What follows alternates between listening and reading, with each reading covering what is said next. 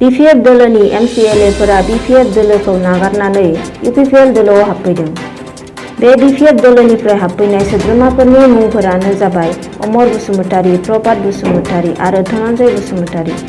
बे हाबफैनाय हाबाफारिया BTRनि chief executive member बिथां प्रमद बर'नि दैदेननायाव। आरोबाव बिथां प्रमद बर'आ खौरां मेलनि गेजेरजों फोरमायबावदों दि हाग्रामानि बादिब्ला काउन्सिलाव सरकार दानो हायागौमानि BPFनि सोद्रोमाफोरा काउन्सिलाव नुजाहैया होनना बिथां प्रमद बर'आ फोरमायदों। बे खोथाखौ बिथां प्रमद बर'आ गनायथाव जाया होनना बुंदों। बिनि थाखायनो BPF दोलोनि माखासे सोद्रोमाफोरा UPPL दोलोआव हाबफैदों होननानै बिथाङा बुंदों।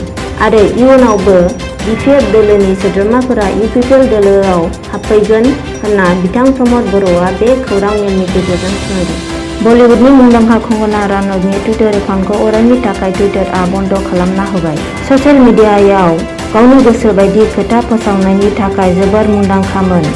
बे खेबाव सोनाब बेंगलाव जानाय दावराव दावसिखौ लाना बांसिन हिंसा खालामनायनि थुलुंगा होनाय टुइट खालामदोंमोन।